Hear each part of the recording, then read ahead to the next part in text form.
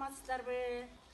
Урматтуу Долурбек мырза, Бишкек шаардык Борбор уюштурулган китепкананын директору Гүлсайра Жошбайна, сиздер уюштурган аралыктагы поэзия кечесине Жайыл райондук багыт адабий борборунан сиздерге өзүбүздүн өртүлмөктөрүбүздү тартууламакчыбыз.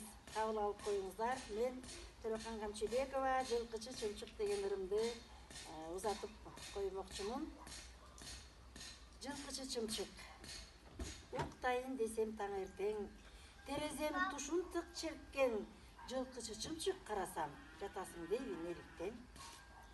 Тийишпей койчу десем да, жообун чертип берсем да, тыкылдатат кайрадан, кара деп сонун теребел.